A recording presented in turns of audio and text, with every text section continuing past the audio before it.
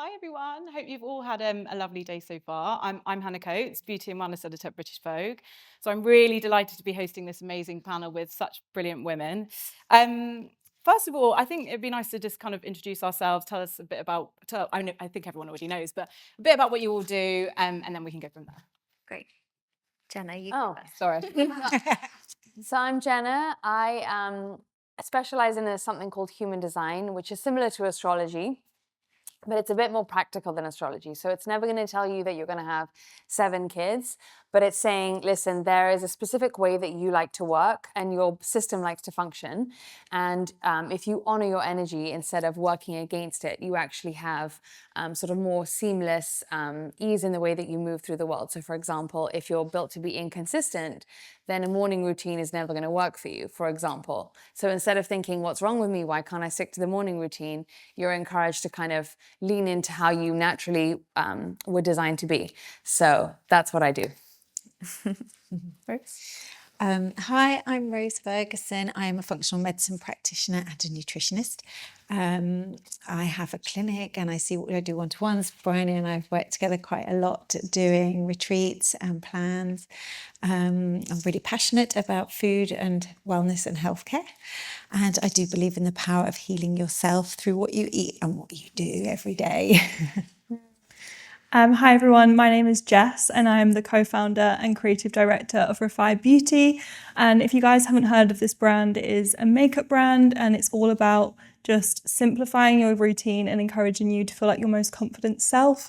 So I hope a few of you might have seen the brand or tried it. But yeah, I'm really looking forward to speaking with you all today. Hi guys, I'm Bryony, founder of Pilates by Bryony, and I'm just so grateful for all of you guys.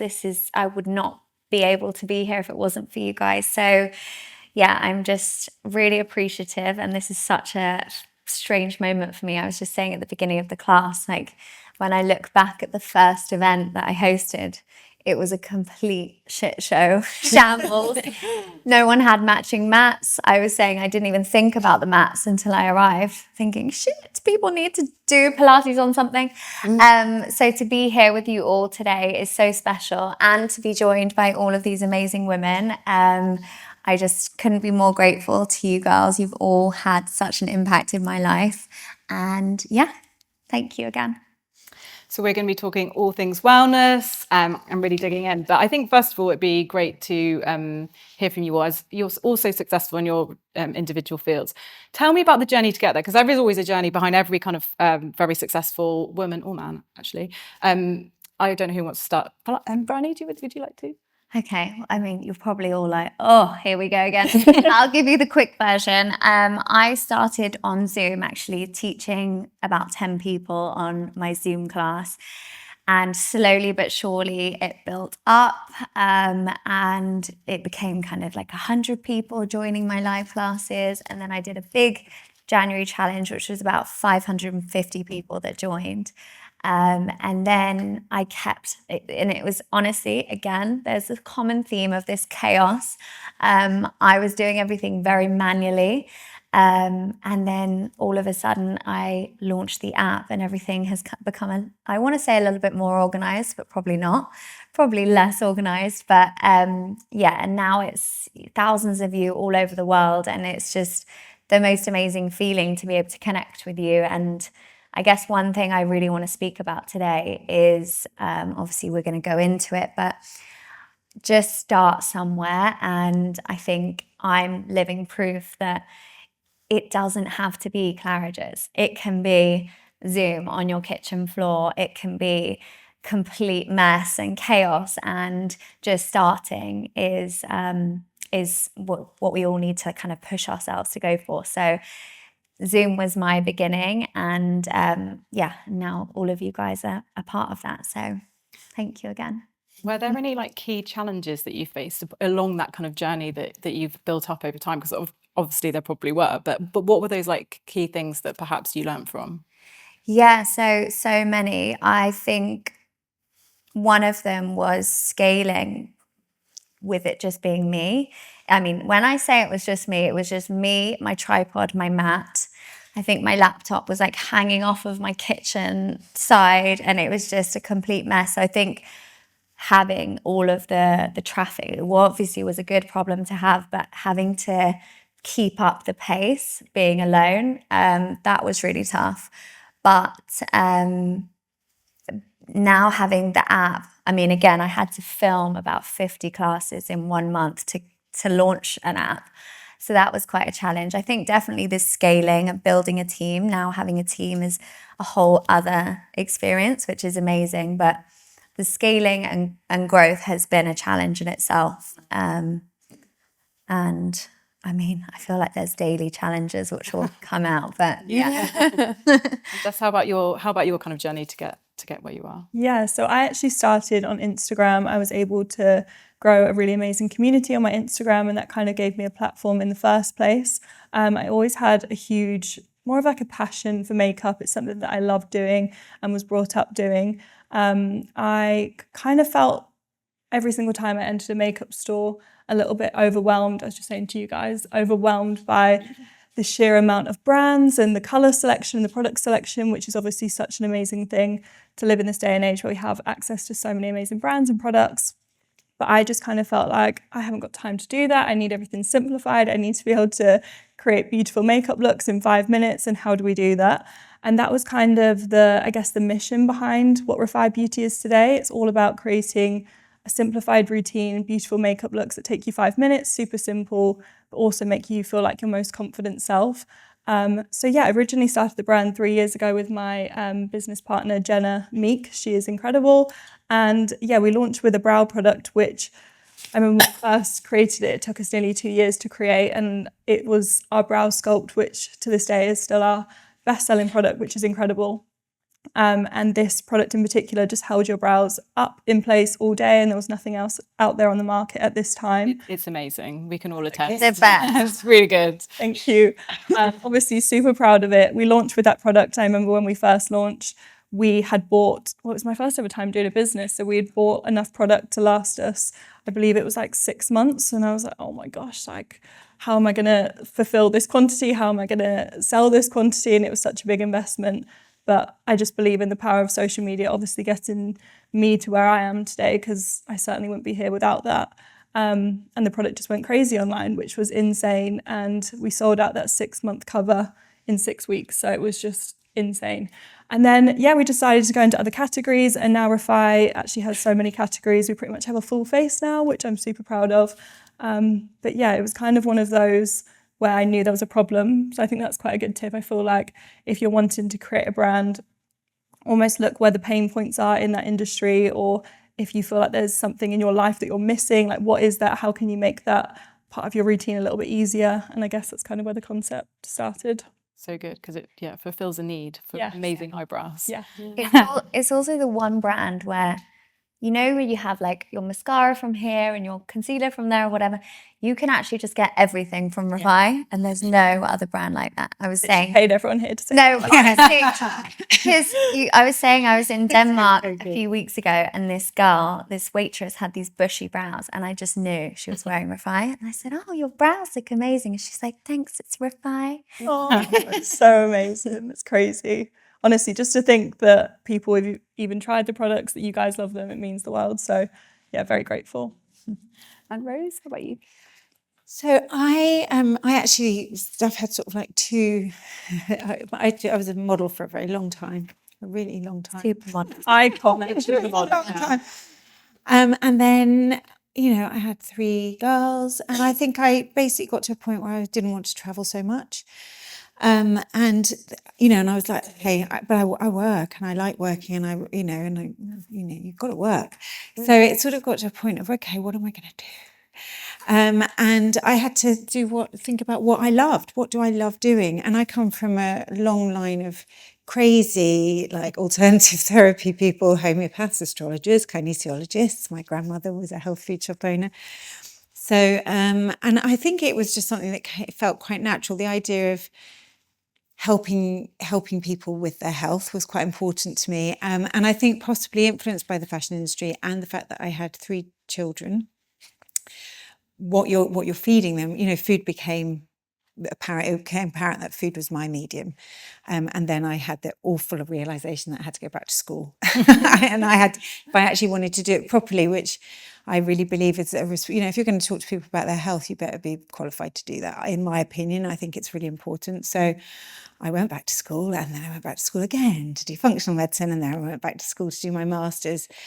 So I come from it's not nearly as exciting as you guys. I come from like a studying point of view, but then, I think probably the field that I work in, you as I say, you need to have those qualifications to do it and do it well. So that's kind of me. What are the kind of like lessons you've learned along the way? Well, I think if you really want to do something, you can do it. And actually, speaking as an older woman on this platform, I'm not an older woman, but compared to you, young, a little bit older. And I think that I think it's never too late to do something. And I went back to university in my 30s, early 30s, and I pivoted my whole career. And I think that I speak to loads and loads of women and men, but often women, because of children. I think that often puts people, gives you, it's a bit of a curveball. But you can do it if you just, and actually what you said is really true. If I started my nutrition course when I first thought about it, I would be 2 years ahead of myself. It took me 2 years to commit and 2 years to go, just do it. And actually so I did 3 years of nutrition, 3 years of functional medicine, and 3 years of masters. And I know now that if you just start, by the time you're halfway through and you're hating it and want to stop, you're halfway through, so you might as well finish. Yeah. And then, so I think it's like if you want to do something, just starting is really, and I know that, it really is. Because once you start, then you're like, okay, because I think it's fear. A lot of the time it's fear. It's like, I don't want to do it. So you put it off. But actually, and you can change what you do while you're doing what you do. Yeah. And you can start a social media account. You can start investigating. You can start researching something. You can start going to college. Yeah. And just get excited about it. And get excited. Yeah, just do it. Yeah. Agreed. Yeah. And Jenna, that question to you? It's so funny what you're saying, because I don't think that you know how capable you are if you don't start.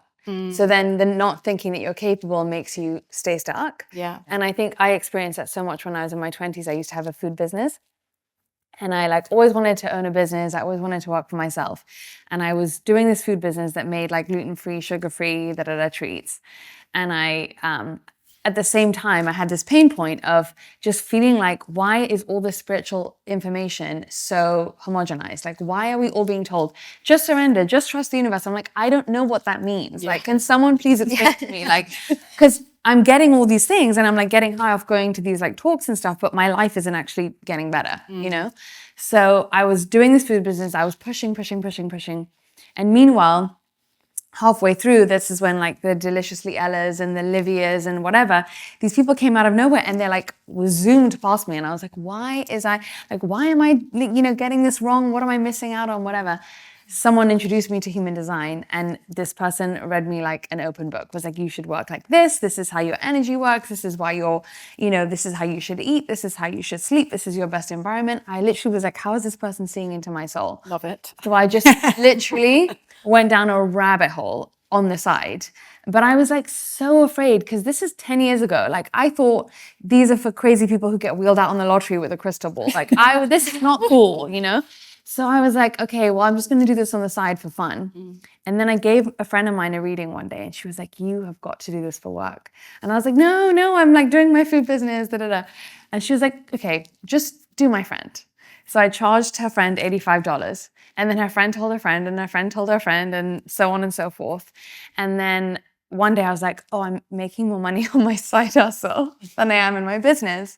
So that was when it was kind of clear, but I had to sit everyone down and be I know this sounds crazy, but I'm closing my business to start doing these readings of something no one's ever heard about. And it was just that take the leap. But I was almost forced, because I wasn't listening to that alignment. You know what I mean? I was almost forced, where I was okay, the universe was literally I'm going to literally make you not profitable in this one area and make this one come so easy. My wait list grew to 1.5 years before I even before I thought about giving up my normal business. So I was like very stubborn, but now it's like an app and a book and It's trainings and all that. Yeah, kind of I did it the other stuff. day and I was like, oh my God, it knows me. But we'll talk a bit more about that in shortly. But I guess one of the reasons that we're all here today is movement. And so I kind of love to hear from you all how you move and like how you fit that into your day, because I know Bryony, so I was going to call you Pilates. Take it. Basically the same. I feel like your app is so amazing for the kind of amazing different types of length and different types of workout, and it's really easy to fit into your day. And I think that's something that as modern women, like, it's really hard to get everything in. So how do you guys, first of all, how do you like to move? And second of all, why is it priority for you, and how do you kind of fit it into your day? Should I go? You go. So I feel like I've always been one of those people that realized exercise was so good for me mentally. I think that's kind of where my whole drive is to exercise. It always makes me feel really good. And for me, it's part of my morning routine. And I think, well, I'm sure we can all relate to this. When you've got busy days, busy lives, you've got a team to run, there's loads going on. It's hard to make yourself a priority sometimes. And I think probably since I've known you, actually, you've been a big part to play in this, but I've really just prioritized my mornings for myself, and probably from when I read your book as well, actually, Jenna, I kind of realized that by taking time for myself in that morning, whether it is using Bryony's app where I can do 20 minutes, or if I can just go on like a 10-minute walk, it's going to make the world of difference to my day. And yeah, if I have a little bit more time in the mornings, obviously I can really long it out and make it a gorgeous, lovely morning for myself, but that's not always the case. And I just found that I was my best self and most energized from taking this time. So yeah, mentally it's massive and a huge part of my daily routine. Yeah, agreed. It's nice that there's a shift, I think, now on social media that is really encouraging people to move for their mind. Yeah. I mean, when I look back at like magazines and stuff, like Bikini Body and Beach Ready and all that seems to have really just gone now, and everyone's really noticing the mental benefits. So it's so nice that, especially as a business owner or a busy mum or whatever you have during your day, if you can, whether it's the evening or the morning, I know I'm such a morning person, but if you can really just have a little bit of time in your day for you, just that silence and that connection just has such a knock-on effect to your day. So yeah, I mean, I don't know how you do what you do. So Because of you. glad it's part of your morning 20 minutes, routine. Brian. Yeah. I also think that the more you enjoy what you do, if you find a type of movement that you love, then you're going to enjoy that. And I think that's the difference between the kind of, we were doing it to kind of physically punish ourselves to feel really toned for the beach. Actually, now it's, if you know that it's really good for your mental well-being, you're more likely to do it because it's enjoyable. And I think that's the kind of big shift change, as you mentioned. Like it's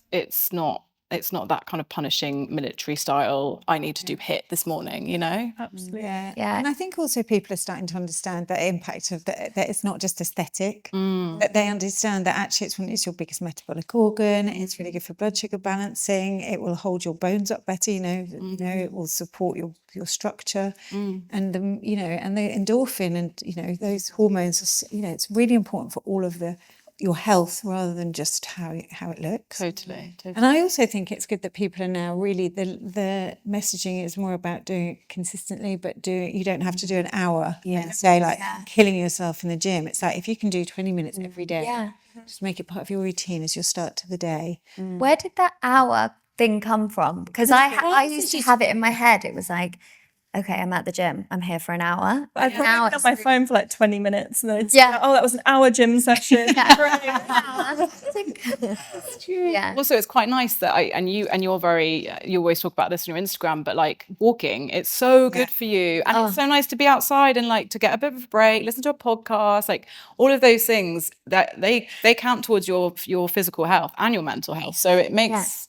Can I tell you, all those things in the air are really good for your gut microbiome. Well, I'm not pollution necessarily, but if you're in a park, and all the things there, I can't remember what they're called now, but the things from the trees and that you inhale are really good for you. So that's why nature is quite cool. Oh yeah. And it's free as well. Yeah, and it's Like great. therapy, go with a friend. You literally feel like you've had our Saturday morning walk. Therapy walks. Yeah. So exercising with your friends, I think, and I think I really noticed that happening for clients after COVID, because they were all at home, but they could run together. So people had time to go running, and suddenly it was like, rather than going Out for a drink. smashed, Yeah. Yeah. they were going because which is quite a, Meet for a walk. benefits as well. Yeah, meet for a walk, meet for a run, like Yeah. outside. Exactly. One of the things that I've learned through Jenna is that I always talk about morning routine, and she's so funny. She's like, "You're just the morning routine person." It's insane. Love them all. Whenever we go on holiday together, it's so perfect because I love the morning to myself. And Jenna, so I have like 3 hours before Jenna Wakes up. services, and then Jenna's up into the evening. So it's so important. And I think your app is, well, our conversations, but also your app, I'm like forever referring back. But it's also really important to notice what is right for you and what's best for you. And there's so much stuff on social media saying, do this and do that. And if you don't do this, I don't know what to tell you. Yeah. And actually you could do your workout at 11 p.m. You could also do it at 7 a.m. or whatever it is. I think it's about really finding what's right for you. And like you say, how to stay consistent, because you can be consistent in whatever way you mix and match your routine. Yeah. Just keeping the promises to yourself each day, basically. And that, I think, also builds confidence. Yeah. Yeah. I think also you learn things. So, we've done a few plans together, but I do quite a lot of group plans with a lot of people. And what I know from doing them, because I do them periodically, but what I know is that you learn something from it. So probably when you're doing your May challenge, people might push themselves a bit harder, but then something stays with you for the, as you go on. So you've sort of learned something Yeah. from it, and you've changed your routine a little bit and your habits. Yeah. And you change, don't you? So what you need at any one time changes. Yeah. So Sure. You've really got me into walking. Like, Bryony is such a walker as well. And I always say to her, because she's really taught me like how to make it a workout, like how to hold your spine and how to pull your stomach in. And she sent me a voice note once being like, do this, do this. I'm like, you need to put this instruction on your app, because when I go on a walk, I want your like voice in my head telling me like, okay, use your bum, like really use your bum, don't use your legs and whatever. So like, don't over rely on. I know, I'm like gonna make you do it now. But like, I also feel that the reason why movement is so important is because like if this is the container for like your whole spirit, right? You're not thinking about how to change yourself and like go into those little subtleties of your emotional life, whatever, when you feel terrible, right? So even if you don't do the same thing every day, like because of Bryony, I'm like, okay, she's always like, just go for it, just push yourself. So I'm like, okay, I'm not gonna want to go on a walk today, but I'm just gonna make myself. And then you immediately do just feel like, okay, as long as I'm kind of okay in this, then I can tend to the other parts that are like a bit more, like the body is like the low-hanging fruit, it's the one you have to kind of get out of the way, and then everything else can kind of flourish on that. So yeah, I mean, I used to do like, honestly, in COVID, I did 200 steps a day, no joke. And now she's got me on like, I'm like, okay, I have to hit 7,000 a day. My new goal. Fair enough. Yeah. I think when you, like you say about doing it every day and pushing yourself, I think those daily challenges, if you have like a big goal, for example, I always look backwards. So I set myself a goal and then I count back in steps, and I really get so micro on the detail that makes you think of Gary Vee, micro. I get very micro on the steps and very detailed. And then daily, I think, obviously I have days where I think, oh my God, like tomorrow morning, 7 a.m., I've got a 40-minute live class. I'm probably going to be thinking, okay, I'm quite tired, I could do without this. But it's those daily promises to yourself that are going to get you closer to that end goal. So I think even just like my dad always says, he says, do what you say you're going to do. And that's not just to everyone else. Of course, that is being a good human. And if you say you're going to do something, you should do it. But it's mostly to yourself. And I think that breeds confidence. If you're like, okay, well, I didn't want to do it yesterday, but I did it and I feel so much better. So then the next day when you might not feel in the mood, you're like, well, I did feel better for it. So it just, and those challenges, whatever it might be, whether it's movement or nutrition or creating a gorgeous Refy beauty face or knowing more about yourself, whatever it is, I think just give your all and you really will see the results in every I aspect. think there's this misconception that like some people just easily give their all. And so Yeah. then you think you're the one that there's something wrong with you because you have to like push yourself more than other people. That's so But that's like the lie that makes us feel like we're small and we can't do it in a way. Yeah, and you're so right. You look at people on Instagram, you think, well, it's easy for you. Yeah. Those people are also finding it hard, but they are the ones that push themselves. So, I mean, we all talk about consistency, and you're not necessarily 100% guaranteed for success after just being consistent. But personally, and this is what I tell myself, you are guaranteed not to have success if you're not consistent with your daily promises. So that's what I tell myself. I would say actually, but if you're like looking at consistency with exercise and how you live and lifestyle and food, then you will feel. I would, unless there's something seriously wrong, unless you have some chronic illness, then if you eat right 80% of the time, drink the margarita, I can't even say it. I'm like, it's because I'm an Aperol drinker. I was saying that first. But if you exercise and then you eat okay most of the time, then you will, that consistency, it does build up and you will notice, but it doesn't happen overnight. And I think that's where this like binge purge world comes. It's like, I'll go and do it really, I'll go and train. But if you actually just did it gently, slowly over 3 months. I think you really need to like kind of, I have to schedule it basically. And initially, until it becomes a habit, I need to be like, I'm going to do this at this time, this and this time, this at this time. And then after a few weeks, that kind of becomes your routine. But I guess I'd quite like to ask you all, how do you stay consistent? It's such a like buzzword, and everyone says that that's kind of key to achieving any results, whether that's doing your 48,000 hours or whatever it is, or but how do you stay consistent? Like, what are your kind of hacks to that? Maybe we'll start with you. I think I have really figured out how to make it fun for me, so that it's not like torturing myself. Of course, like applying yourself is different than hard work. You know what I mean? So I'm like, listen, I don't want to get to a place where I've just paved the way there with days that are miserable, because that's not a happy life.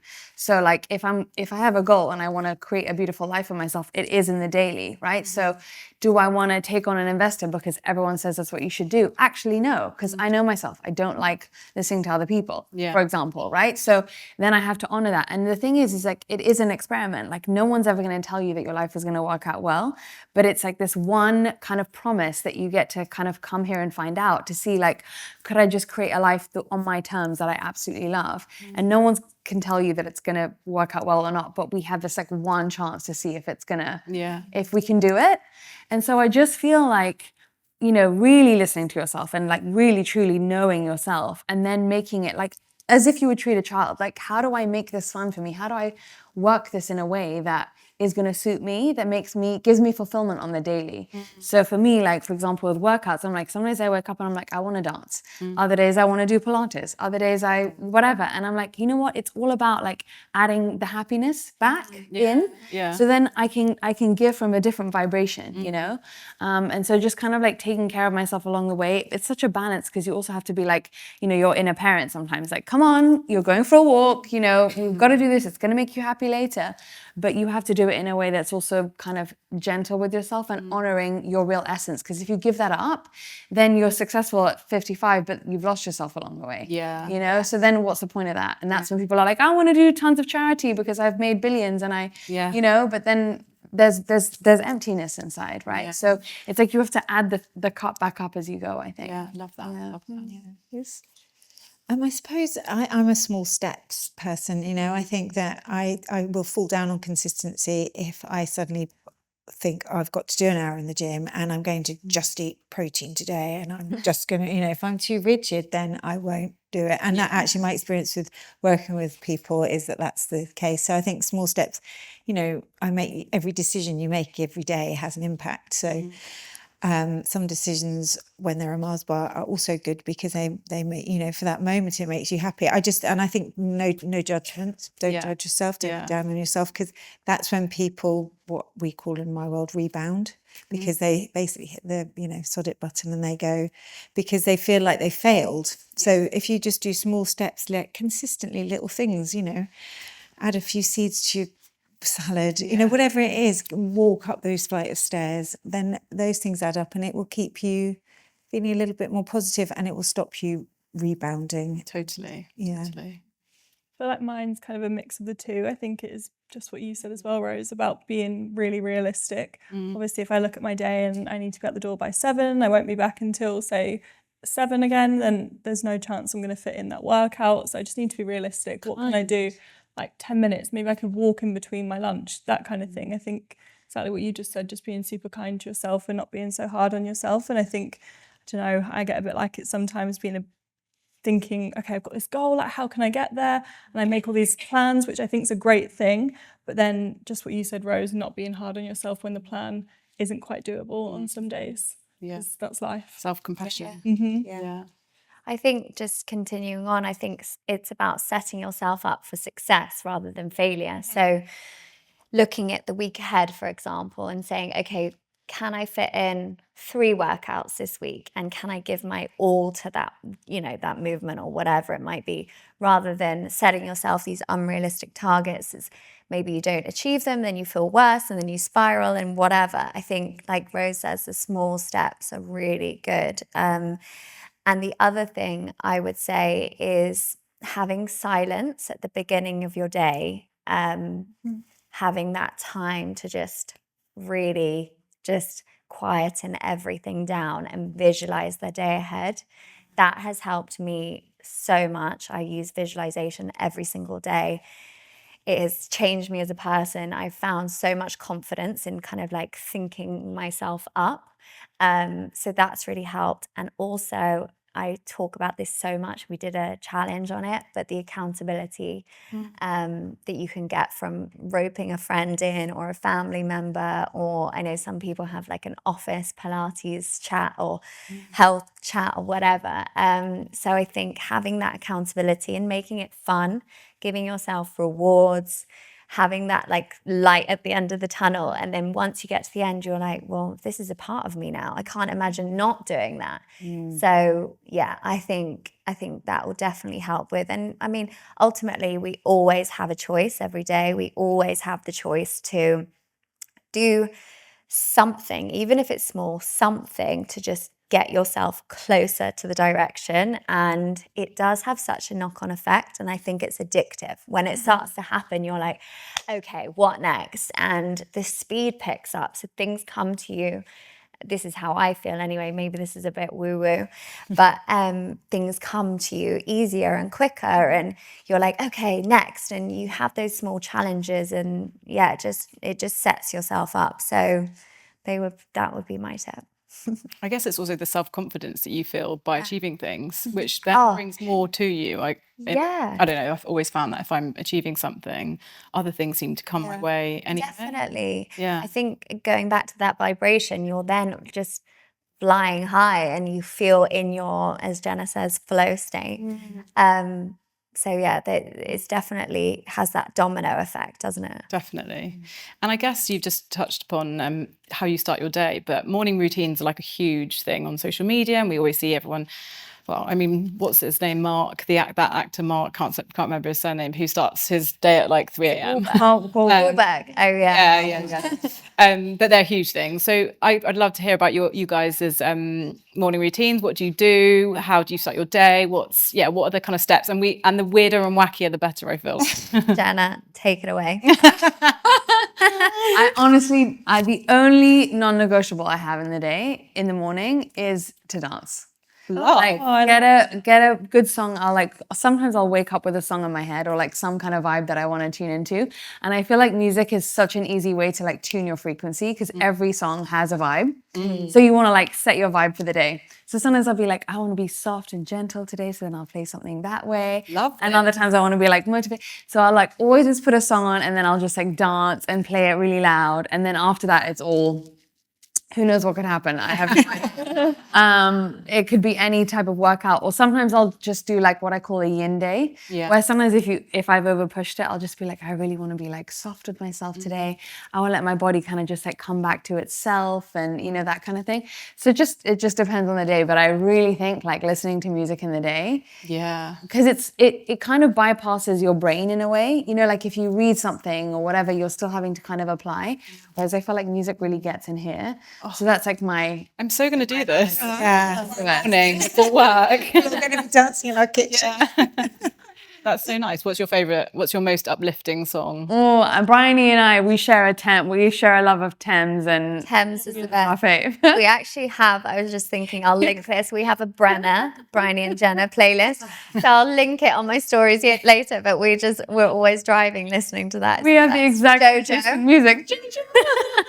Jojo always gets me in the spirit. Jojo's the best. Is it that Leave Get Out? Yeah, we love that. We're always listening to like 2003, 2000 to 2007, like kids. And I don't know where in your brain you keep, like, you know, every word to every song. I don't know how it happens. Crazy. Anyway. Anyone very Smith? What's my morning routine? Well, hers sounds more fun. Mine is, I mean, I'm a really early bird, so I wake up around 5-ish. Oh. I know, I do, and unless I've got a hangover, in which case I don't get up at all. If I wake up, I usually wake up around 5, and I love my morning. I'm like you, so at the moment I've got, for some reason, my other half has got jet lag and is in my space around 6, which is driving me mad. My middle daughter is doing her A-levels and she's up revising. And I'm like, everyone go away. Go back to my time. It's my time. So I love it. So in a dream scenario, which happens probably every 3 mornings, I would do a bit of journaling. And I've actually started drawing instead of writing, because I was getting so like, I had the concern someone was going to look in my journal, or like trying to tailor my journal to what I wanted it to say. I've started drawing pictures, and actually I'm having to find time. I can't draw to save my life, but it's really nice. Like if I'm feeling a bit shit, it's really little me. If I'm feeling a bit, but you know, it's That's a sweet love song that. Yeah. my little stick me. But it's actually really good, because I was talking to a psychotherapist and she said the problem with journals are they can become like you're perfect. You're trying to narrate yourself. Yeah, in case that someone ever turns it into a book. Yeah, yes, exactly. That's how I think. Yeah, well, it's fantastic. So she said to draw, so I'm doing that at the moment. So that's quite fun. And then, you know, I'm a big, you know, I have my tea. If it's nice, I go and sit outside. I try and do 20 minutes every day of exercise. It doesn't always happen. And sometimes, as you said, if you've got time, you can really, like, you know, I'll go cold water swimming and it'll be an amazing. But usually that's what I'll try and do. Nice. And some days none of that will happen. Some days it'll be complete carnage, and I will just, I tell you what I always do, and I always have a cold shower. Like I'll have a hot shower, but I will always end on cold. I'm in the habit now, it makes me wake up. Are you like a kind of lemon and hot water? I feel like every nutritionist likes a kind of morning tonic. The morning tonic. I do, actually. I forget that. I tend to have a green tea at the moment, but I do. I used to have lemon, and then I have apple and cider, and then I'll have a bit of both, and sometimes I'll have ginger. But actually I'm being a bit lazy because I'm just doing a green tea. Well, that's quite good. But you gave me that good tip of putting the tea bags in your big flasks to just sip tea throughout the day. I love That's good. flasks. My daughter's in front of me. They've given me many flasks in my time because I love a flask. Flask. A, it's good for the planet because you don't have to boil the kettle multiple times. B, it gets a good strong brew on it because it's so. I do a mixture. I do 3 tea bags in a flask. That's good to hear. Nice. Thanks. I'm glad you like it. My morning routine, as I said before, is quite like a special part of my day. A bit like you just said, Rose, it's probably like my only time in my day that is just for me, for myself. So it's a priority. I love just to get up and move my body straight away. So of course, I've already said I use Bryony's Pilates, and that can range. For example, today I had a little bit more time, so I did 40 minutes, whereas tomorrow I'll probably just do 10. So it just depends on how my day is going to go. I love to try and get outside if I can, if the weather's nice, but obviously being here in the UK, that's not always like a safe bet. And then a new thing that I've been doing to start this year is, I don't know what your thoughts are on this, is having my breakfast sort of within like the first 30 minutes of waking up. And I was told this was to help support like hormonal health and kind of just waking your body up and getting it going. And I've actually seen such an increase in my energy levels. And I think I was kind of one of those people that would reach for a coffee first thing to like wake myself up. But I'm actually getting to the point now where I don't even really feel like I want that caffeine hit, which is really nice. And my energy levels, as I said, are so much higher. So obviously that really helps my day to day and work. So yeah, that's kind of been a new Waiting one for an me. hour after for your coffee is really a good thing to do. After food. Because you have something called waking cortisol that wakes you up. Yeah. And we can do our briny, briny session. And then it's good to wait so that your waking cortisol can do its thing and then have your coffee, because otherwise you've got cortisol on the rise, then you have a coffee, so you're even more on the rise. And then you can find that you dip in the mid-morning. Yeah. Yeah, And then so you need the caffeine. and then you need it again. And also eating, the best time to eat is the morning. If we're doing an earlier, a smaller window, it's better to do it earlier, because your organs, it's called your peripheral circadian rhythm, your organs need fueling. That's when we're most active. That's when we're metabolically.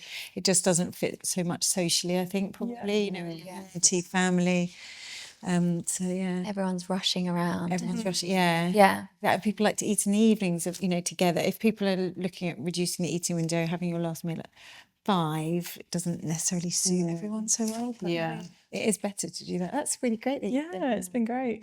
Recommend it. Love that. Briny? You guys are all bored of my morning routine, so we won't go into but one thing that is slightly different is I always eat now before I move, which I never felt hungry, but like Jess, I've kind of pushed myself to eat, and I feel much better for it. So yeah, that is something I'm doing. I've spoken about this lots, but I'm focusing on protein, fats, and carbs at every meal. I've been doing that for a couple of months now, and that I've noticed has really helped me, definitely with my mood, energy, and yeah, I feel like I'm actually eating more than ever. I'm having like 3 meals, 2 snacks, but high protein, and I feel good. You all know I love a chicken sausage. Wow. By the way, Claridge's does the best chicken sausage. Sausages afterwards, all round exactly. restaurant. So yeah, but I think we're gonna do a Q&A now, because I just checked the time. So Bryony's my timekeeper. yeah. Any questions from the audience? Do you want to go first? Yeah, it's for Rose, but all of you could answer if that's okay. What are 3 small habits, because I know you said you like to do things in small steps, that you would recommend to us to change our life to like the better? well, they're really boring. I mean, what I do, I love what I do, but it's so basic, a lot of it. So I suppose 3 things would: increase your fibre through fruit and vegetables. Make sure you're hydrated. I mean, I know they sound really basic, but you would be amazed that people don't hydrate at all. And the other thing is, actually, in contrary to your snacking, is I wouldn't snack. I would eat 3 times a day, but I'd be cautious around. I don't know. It depends. But see, this is where it depends, because we're all different. And actually, I think probably the older we get, the less snacking we need to do. When you're younger, you do need to eat more often. It depends how well you metabolize glucose and sugars and things. But I suppose that would be it. It would just be really simple. And then to move, that's what is actually great about your app. I love is that there is 10 minutes, there is 20 minutes. So you can do all, you can get the movement in and just, move every day. You're welcome. My snacks are very niche. What are they? I want to know, actually. Like a bowl of tuna and like tuna and avocado, or I'll sometimes, if I want I've got such a sweet tooth, I'll put a scoop of Form nutrition. I think you've all got Form in your goodie bags. I'll put a scoop of that in some coconut yogurt, or if you weren't vegan, I'm not vegan, I've just spoken about chicken sausages. But if you weren't dairy free, you could have Greek yogurt, but it's honestly like the most delicious dessert. So those are my snacks. But anyway, That's pretty. they're not that bad. They're not going to even trigger. dark They're not even going to trigger an insulin response. They're just delicious. Fine. That's the only reason snacking is not great, is if you're constantly Yeah. insulin by having, with a can of tuna and avocado, it won't even. Touch the sides. I think just following on from that, I would definitely, whether you're a morning person or not, I would try and not wake up and just rush into your day. Give yourself that time, even if it's half an hour, just something where it's just for you before everyone else gets up. I would say that, and also having that silence in the morning, whether it's writing, or just sitting there meditating, really connecting to yourself. I'll combine that because we're only allowed 3 with visualization. Visualization has completely changed me as a person. I was so shy, I can't even describe to you. But thinking of the moment, giving yourself like those details and thinking how you want to feel after that thing that's coming up, like really getting into the zone, and movement. Not necessarily, I know that I'm obviously teaching Pilates, but walking, yoga, whatever makes you feel good, just do that thing and be consistent with it. Anyone? Any other questions? And in terms of sort of like journaling, I know a couple of you mentioned it. Do you have any sort of like prompts, or do you just sort of let your thoughts flow? How do you kind of like structure that? I actually use something every day, and I forgot to mention this. It's called the 5-minute journal. I don't know if you guys have heard of it. And as I said, I don't have loads of time in the morning, and I feel like that's a really good one for me, probably just to get myself in that good headspace, probably a bit like what you just said, like tuning into the kind of like vibe you want to be on. And it literally does take you 5 minutes, and that's such a great way. You just talk about like your affirmations, what you're grateful for, and what would make today a really good day. And it can be basic. Some days I'm like, okay, I need to just enjoy every second of today, or it can be, I just need to go for a walk today. And I think it just puts you on like a really, what Bryony said also, you're just setting yourself up for success by already getting your thoughts in the right place. Don't know what you guys think other than that, but That's a really good journal, that. Yeah. it's a great one, isn't it? I think also if you're feeling a bit shit, write that. Just use it as your therapy. Be like, oh, I woke up feeling really rubbish today. But it's almost like by the end of that page, you would have kind of found a little bit of a solution for it, or like the first step to making you feel good. So just don't overthink it. If you're not feeling particularly grateful, just write, I'm really struggling today and I'm having, just write down. Or if you're not a journaling person, like Rose said, you can draw or write them in your notes, or just sit there and do a sound bath, whatever it is. So don't force yourself to become a journaling person, basically. But it's true. It's about reflecting, isn't it? Giving yourself that moment to have just to think about, and just thinking about getting to your present, which I know is a terrible thing, but it is. It's like just for that second taking stock. Yeah. And it just, How do you guys separate your self-worth from your personal brands, especially because it's so connected to your Instagram and even sales, like being the faces of your businesses? Yeah, I guess, how do you do that?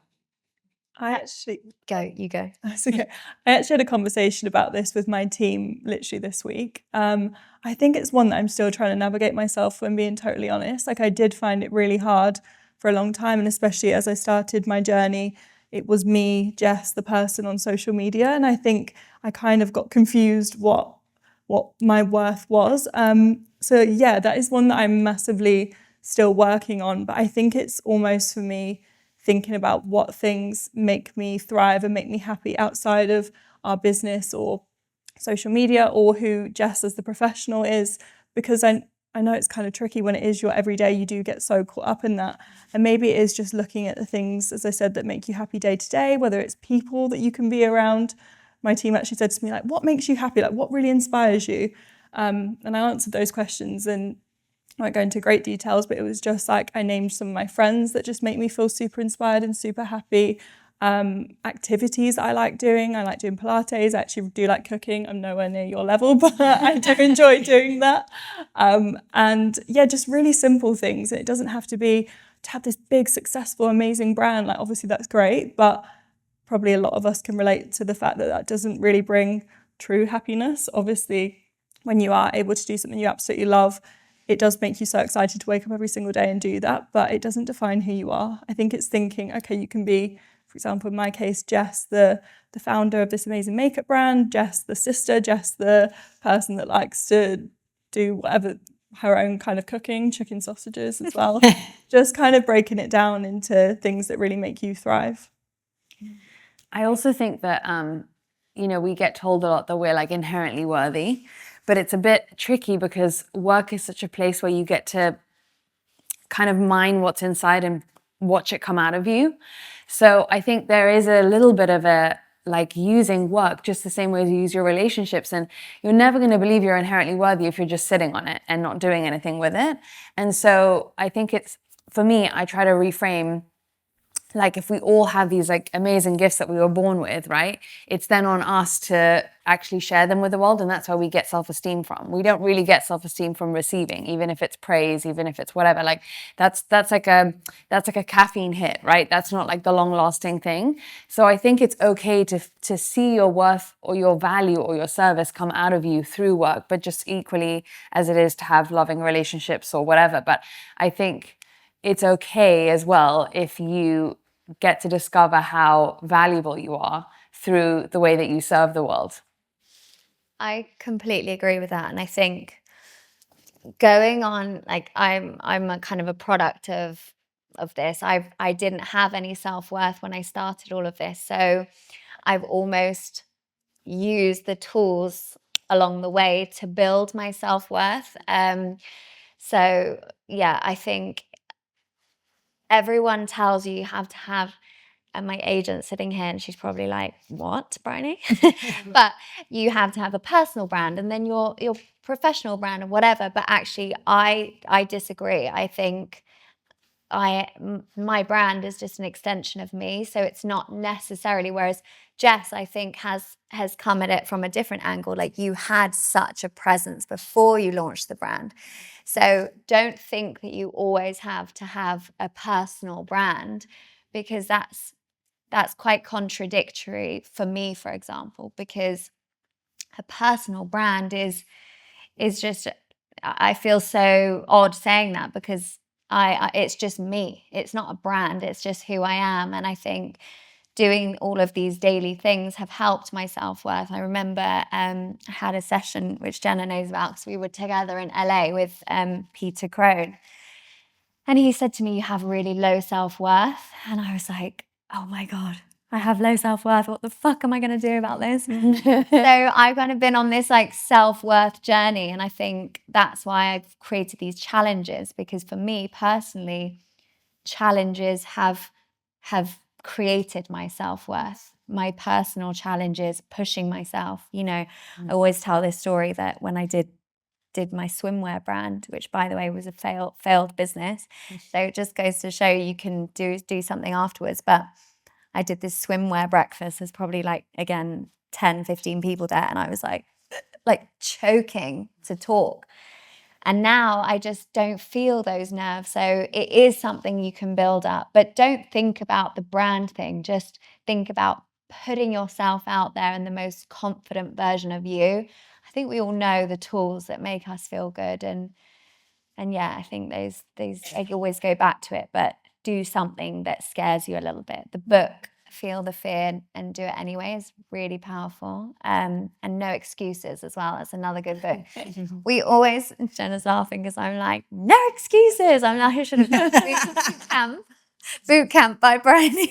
But I think that discipline and giving yourself that like kick up the bum, and we do often self-sabotage. Just go for it and push yourself a little bit. So yeah, and that creates the self-worth, and you'll be shocked at how quickly that comes. My sister told me there's a famous Katharine Hepburn quote, which is that she puts compliments and insults down the same plate. Like they both go down the drain, you know? And so it's not really about like the feedback, because ultimately what gives us self-worth is us being proud of ourselves. And so it's really good to actually disconnect from like, I don't look at my numbers, I don't look at any of that stuff, because I'm like, it doesn't matter. I'm going to still do what I think is a good job regardless. Yeah. And that's my commitment to myself, is like, I'm going to make myself proud every day, because that's the fulfillment that no one else can give you. So whether you're at 1 million today or tomorrow or in 10 years, like it doesn't matter, because you feel really good being you. And that's what we all want, is we just want to be, the experience of us is like just pleasurable and amazing and enlivening, and it makes us feel grateful to be alive, I think.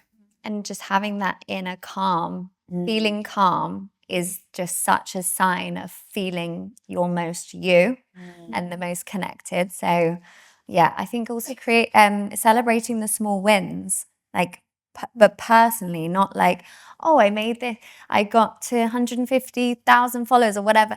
That's great, but it's more about your own connection, your own daily joy, and that feeling of community and feeling so energized. So yeah, I think again, coming back to that calm is what we all want. It goes into, you're laughing because I always say calm. So you need to get calm tattooed on your forehead. But I think as well with relationships, like I know for me that I know I'm in a good relationship because I feel calm in it. So it's always that common thread, isn't it? So yeah, Definitely. that's my TED talk. You're sorry for your calm. I'm like one of the trying to find my best then self right now because there's so much information all the time, and I'm a hyper focused on loads of things because I'm trying to get the best out of everything. And I just wondered, how do you deal with all the different information that's coming at you? Like, for example, nutrition and gut and mind health right now is massive, and I think it's really important because it does make a difference. But you said about fibre. And then the next person saying, oh, you can have too much fibre. How do you deal with all the different information really that's put out there? Well, for me, it's a kind of easier actually because it's evidence-based. So if it's not in the science, it doesn't count. But that's not to say that I don't believe in anecdotal, because there are some things that scientists won't look at because there's not the budget. The politics that go on in what gets researched and what doesn't is mind-blowing. And it's a rabbit hole that you could be down for a very long time. But I would say when it's things like fibre or not, there is really clear scientific evidence about that. And we should be eating, I can guarantee most people in this room are not eating enough because it's not part of our diet as it should be. Wow. So think of 30 grams. Let's start there and see how we get on. I mean, most people, I think in America, it's 6 grams a day is what they. Wow. I know, it is a wow. That's crazy. I mean, it's quite hard not to eat that much fibre. Yeah. So, so I think, so from my side, it's quite easy because it has to be in the science. I think it gets a bit harder. I suppose supplements for me, or certain nutrients, which they just don't look at because there's no money in them. There's no point talking about, why it's good to eat an apple every day because no pharmaceutical is making any money. The dairy lobby aren't making any money. But yeah, so I suppose if that answers your question, I suppose when you're talking about all the information out there, be careful where it's coming from, because that's the problem is, and there are trends which, I'm laughing because everyone was plant-based 4 years ago. Everyone was eating plant-based. Oh. Now everyone's eating meat. It's like giving me, and it's sort of like, and that is pushed not by people in my field, it's pushed by social media or trends, And journalists. and What I would and say it's nothing to do. as a journalist, though, because I have to filter through this, I'm trying to get it up to the people that are reading, which is a lot of people. It's really hard. But I think touching on what you were saying, it's if you actually look at it really simply, like don't follow the fads, it's the whole foods, eating lots of vegetables, just hydrating. It's actually really simple because if you're eating lots of vegetables, you're going to get enough fibre, and cut out ultra processed foods basically is what I've kind of gleaned from like lots of different experts over the years. But I find that to be true as well. It's really difficult. There's so much information, but actually when you get underneath it all, there's just very simple fundamental rules, and that's just eat whole foods. Yeah. And eat balanced, so it's Balanced, like yeah. any extreme, if you're drinking too much, that's not good. But if you're eating too much, if you're only eating meat, that's not great. It's like, it is balanced. Like you said, a bit of carbohydrate, a bit of protein. Half your plate vegetables, this is a good tip, keep half your plate multicoloured vegetables, a bit of protein, a bit of carbohydrates, some olive oil on top. Don't eat a plate this big, it's just balance. Also, if you want to feel good about your life, watch the Blue Zone documentary on Netflix. I just think it's just so good at just telling us all to just chill out, simplify things. A lot of them are going down into the village at 5 p.m, having a glass of wine, and it's the community and the joy and moving naturally. There's this, in one of them, I think they're in Sardinia, and it's this hilly town. And they're all, they're the most incredible people. And it's because they're doing things like moving naturally, walking up these like extreme hills at like 95 years of age and eating lots of pulses and having that community feel. So I think we're just fed so much information, and it's just Too much. We just all need to simplify, And the including myself. community thing is so lovely about the blue zones because loneliness is like one of the biggest risk factors, and it's been acknowledged by the NHS. It's not. Yeah. Wow. It's one of the biggest risk factors to health. Yeah. And the community side is just amazing about the blue zones. I think. Oh, it's incredible. That's why I think Multi- it's amazing though, because people Yeah. come together. I think people are better at it in like the countryside, but in London we're all so close together but so far apart. And so actually prioritizing, going for a walk with a friend or, joining a run club or any of those things can really help your every element of your health. And it's usually free, which is really And also you'll be surprised at things like those run clubs. I think like 9 times out of 10 people have gone on their own. So just go for it. Don't worry about, being embarrassed or anything. Just go for it and you'll probably make a friend. I mean, hopefully today you've met lots of friends. So don't be shy of those things. definitely. I also like to say to people that your attention is not up for sale, because your attention and your intention are your most important currencies. And everyone is vying to hijack your attention and your intention because it's currency. It translates into sales, right? And so you have to think about when this person is selling me this thing of, you might have parasites because it's this, you might have headaches, fatigue, this, right? You're going to go to a person who's a parasite person and they're going to give you the spin of like, everyone thinks they have parasites, right? So you have to think to yourself, well, this is what I try to do is like, if I go into this, like, what am I hoping to get out of it? Is it solving a problem for me or am I just doing it because someone else says it's important for me? And so you almost have to like be your own, like, guard dog and be like, am I going to put my attention into something because someone else is confidently saying it on social media? So, oh my gosh, the part of me that doubts myself if I'm doing it right is being taken advantage of.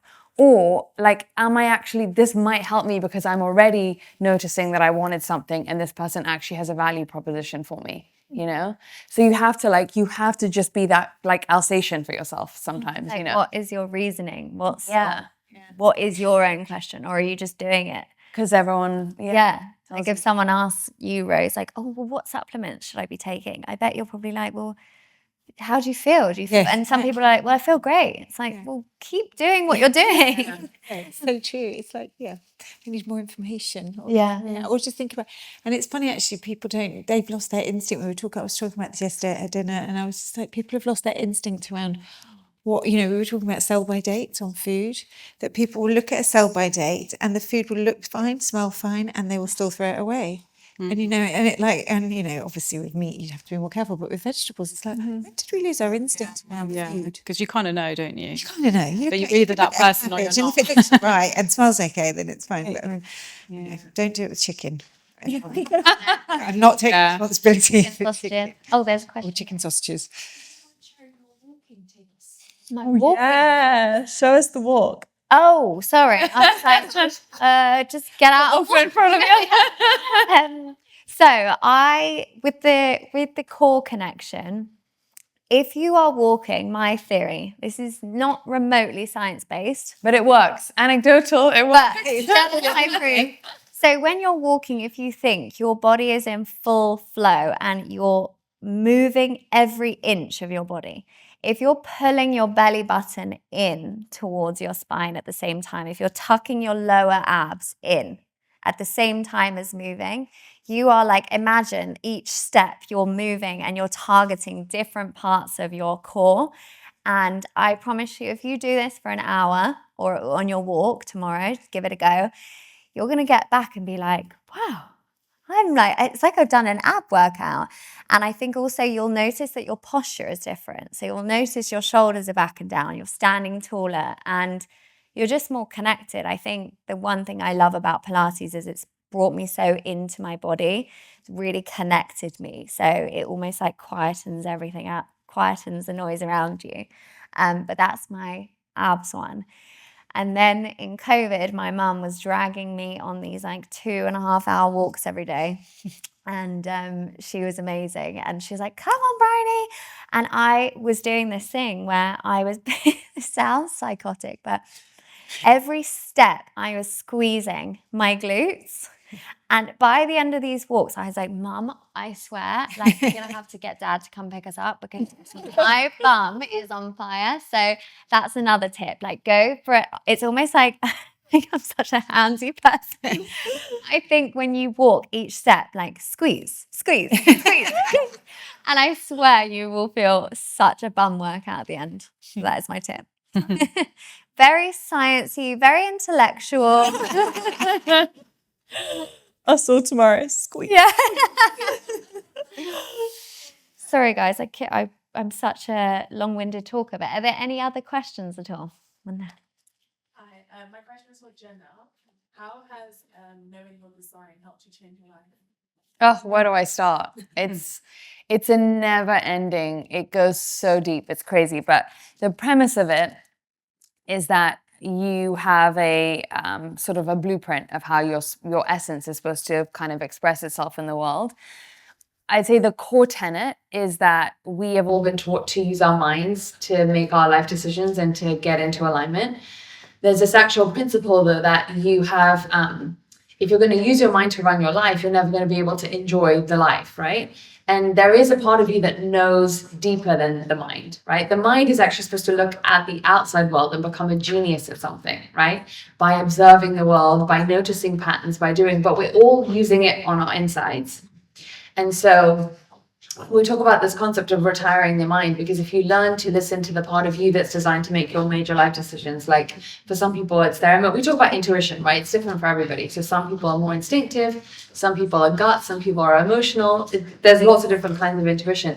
When you know how to put that part in charge, and it is hard because it's much more unknown, it's much more mystical, you get to enjoy what's called passenger consciousness, where you can actually watch the movie of your life as it unfolds, rather than get to the end and be like, whoa, that was so quick, right? And we all are designed to literally just come in and watch this unbelievable movie that is already designed for us. And we just don't know how to not in control and doing all the numbers and the pre-figuring out and whatever. But the truth is that even if you think your mind is in charge, you're still not in charge of your life. So someone said to me, like, the good news is, the bad news is you're falling through space, but the good news is there is no bottom. And that's ultimately, as much as we all know, as much as we all get to, as much as we all achieve, it's almost like embracing this life that is unknown, and that actually turns the unknown into something exciting. Because as long as you're getting more aligned along the way, then you're going to be more capable as time goes on, right? Even if there are unknowns, but you're working with the fact that life is unknown, rather than almost playing your rules the wrong way, thinking that you have to know and control and micro grip everything. And then what's amazing is you actually watch your genius come out of you in ways that you didn't even have to micromanage, right? You just watch yourself have brain space to become so intelligent. And really genuinely, like, we look at the Elon Musk as exceptions, but there really is that power in every single person. I've seen it time and time again with people living their design more and more. Like, that should not be the exception. That should be what we're all capable of, but we're all letting ourselves be so small by using the wrong parts of us to do the wrong thing. So that's kind of like the conceptual answer, but it's like these concepts that you have to remind yourself of every day. So sometimes it's like, we need more information, we need more this. There's always something I need to look outside of myself. It's the same reminders I started telling myself 10 years ago, which is like, the mind doesn't know. For me, listen to your emotions. And it gets more detailed than that. But it's like, it never changes. The manual never changes. It's just like, you have to apply it daily depending on what the day brings. And then when you're like, oh my God, how did I get here? And I had no idea, and I didn't even plan it. And that's when you're like high on life. We need this. Yeah, wow. It's the best. It is Jenna's app. This is not a plug, but it's life-changing. So all download it, please, because it's incredible. It really is. My human design. Is there maybe one more question? Should we Just a very quick one. What were the key challenges you faced when launching your brand? How did you face those challenges? And also, what is your advice for female entrepreneurs? Was it for all of us or specifically? Oh gosh, you go first. I think for me, you kind of touched on it before, but for scaling, I also think I found it quite tricky launching a brand that had such immense success straight away, which I did not expect. Then trying to stay on that trajectory, and I feel like even to this day, I'm starting to catch up now, but that's only because I have an amazing team, like a massive team, and they make the world of difference in the brand that it is today. But I just always felt like I was just running alongside the brand, trying to keep up, trying to see what we needed to do next. And as I said, when you have that amazing launch, it is about trying to stay at that level constantly. So yeah, I do find that to be a little bit of a challenge, but obviously it's an amazing challenge to have. I think it is what really helps is being collaborative, having amazing people around you, people who also get your vision that you can work alongside and figure out these problems together. That has been, as I said, my team they make Refine the Brand is today. They are my biggest godsend ever. So yeah, I think that would be the hardest part. And as I said, just having people behind you that are with you 100%. I suppose for me, what I do in clinic is the easiest part for me. Thinking about how to scale it or do something so what I really enjoy working with, the plans that I do with lots of people, but I suppose because it's a very individual thing, nutrition and health it's different for everybody. So trying to find a sweet spot which hits everybody and keep it safe has been challenging, and like I said, I think so. What I suppose doing different plans with different health emphasis is the way that I got around that. I'm very, very small, so I'm still like just me and one others. But yeah, I suppose that's a hard thing. Taking it from clinic to a wider audience has been difficult because it's a big responsibility. I don't know. When I work with people in clinic, it's very niche. I feel like I'm very protective of my clients, so doing that in a wide audience is my challenge. But I think we're getting there. Your Instagram's incredible. It gives so many tips, so many little and your voice is so warm. When I hear you talk about it, I'm like, everything's gonna be okay. It's gonna be fine. So whatever you're doing is working. What are my challenges? I kind of touched on it earlier, but definitely scaling. And with a digital business, everything's obviously online and it's amazing because you can scale and you can grow. But for me, it is about the community and it is about these in-person events. They're so important to me in connecting. So that's been a challenge, but it's something that I'm currently working on and getting closer to my subscribers and having that human connection while still running a digital platform. I think there is a way to do it, and hopefully I'm making the steps to do it. But I think the community aspect is the biggest challenge for an online business because you're not in person. So yeah, but I'm working on it.